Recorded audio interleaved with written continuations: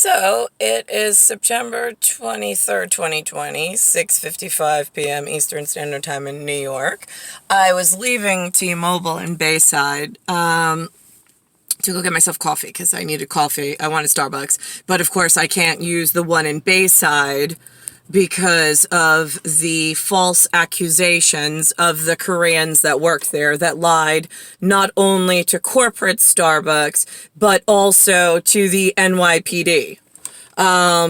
They called on me saying I was disturbing the peace, where I had given them a 3-week hiatus, and I respected their wishes of asking me to leave, even though it was a falsely accused whatever.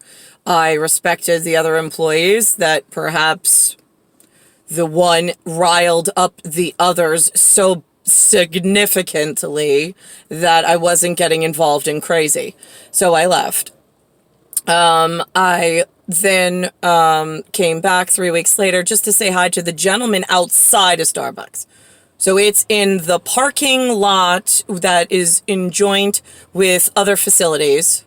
And it is not owned by Starbucks, nor is it rented by Starbucks, nor is there jurisdiction outside of the four walls that Starbucks has whatever, doing whatever they're doing for the for the lying sacks of shit that they have working in that particular location. So I was outside saying hello to Harold, and the same lying sacks of shit that had already falsely reported to Starbucks corporate then called NYPD on myself, and I they said, we got a call that you're disturbing the peace. I said, excuse me? I said, they falsely accused me. I stayed away for 3 weeks. I was just checking in with my friend Harold. I haven't seen him, and I wanted to let him know that I was okay. I was like, and they said, well, you can't stay here because your presence is upsetting the employees.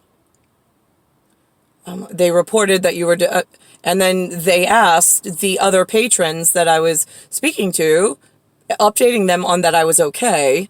They asked if the NYPD officers asked if I was just actually disturbing, like, what happened? Did I go inside? Did I rile up anybody? They're like, no, she just came by. She walked over just to say hello. I mean, again, not a rowdy crowd. We're older, more sophisticated, whatever, in crowd control. Gee whiz. All right. So then I left because the NYPD uniformed officers were nice and asked me, if I, whatever, fine. So I did. That was weeks ago. Today, as I'm leaving, I'm in my car between the two sides of the parking lot, and I said, excuse me, fellas, did you notice I was just downloading or uploading data transfer via the T-Mobile Bayside location? I was like, did any of you notice that really weird Asian lady that kept coming in and out and staring at me and then going back into the location and then just walked off by any chance? And they were like, no. I was like, oh, yeah, you guys miss a lot of stuff. I was like, just wanted to know if you saw, because you don't really know. And Spiro, who's Greek, says to me, did you hear that that the FBI caught one Chinese spy? And I go, what? It was an NYPD officer in the 111 precinct. I go, no. And he goes, yeah. What? And he's like, apparently he was whatever with Tibetans. I'm like, Tibetans? I was like, huh? I was like, all right. I was like, just one? I mean, I get one NYPD officer, but I was like, now, how does that work? I was like, they're like, yeah, well, apparently he spent most of his life here. He's from China, and he was in the military at some point, and then he became NYPD. First of all, why is a Chinese national born elsewhere allowed in United States of America local police force? Who allowed that? Is this part of that corporate espionage bullshit I told you to fucking shut down when I was 4? I'm just curious. from Admiral Law and like the advanced race kind who get warning before it actually happens so you can protect and save yourself and the people. Hello? Why the fuck are you allowing China onto the United States of America? Jesus fucking Christ. It's like unbelievable. So, one, now I'm just curious, is that for amateurs? Like, I went inside and talked at this Starbucks location. I found out today, I asked my Ecuador friend with the beautiful eyes that look like Linda Marie Gunder 1980, but he actually transferred here, or green card here, or however it works, from Ecuador. About the same age as Linda, I would say, maybe a little younger. I asked him, now I said, you're tech savvy, I would assume, since you sell phones and work at T-Mobile, there's some kind of training. When I go on Google Play, I was like, how do I know that it's a legitimate app and not like a spoof app? He goes, well, you really don't. I'm like, right. Okay, so I was like, if I type in Starbucks, which one of these list of Starbucks apps do I go with? And he's like, well, and right there it said Starbucks at the top. Now, Starbucks started in Washington State, Seattle City, or town, or so the story goes, inside the U.S.A, United States of America, continental North America. So now, that's where the corporation law was.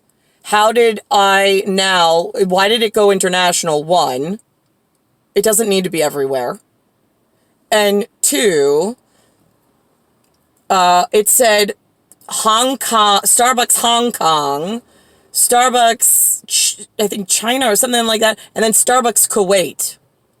And then just a Starbucks. And I'm like, well, which one's the one that doesn't say anything? Is that the American one where they started? Yeah, the T-Mobile app guy or the T-Mobile specialist, corporate guy, could retail, like, you know, makes like $30,000 a year, not like, you know, you $100 million bonus things. The retail guy I was talking to says, he's like, yeah, I don't really know. And I'm like, right, yeah, I don't really know either if that Starbucks, can we just assume since it started here that that's the American one? Or do I have to worry about it like the phone calls when I call Chase and then I get the Philippines even though I didn't approve that my information could be moved to a place where there are no social security numbers and they're looking for names, numbers, and identification on things for bioterrorist reasons, to then hold the Americans hostage. Oh, wait, we warned you about this, useless fucking humans, before I grew up. You were supposed to take care of all of these things. We had plans and strategy and advanced planning. Why is it that I grew up and now I'm at 42 years and like you allowed my memory of having these conversations with you and setting up these strategies that you failed at? Right, you allowed my memory to be wiped, so this way Prince William could be protected in his, like, sphincter size whatever, because he's royal already, and has more powerful people, apparently, and he made better deals with all of the shitbags, and corporate bioterrorists around the fucking world outside of the United States of America, which became a real big fucking problem for me and my generation. And now we're reaping the benefits of all your poor police work. And your poor politics. And your poor everything. So now what? Just curious. Just one NYPD officer, that's it. Or is that one more significant in larger quantities and signify something else in advanced planning strategy and systems? I'm just curious, because there's a whole lot more than just one thing going on right now.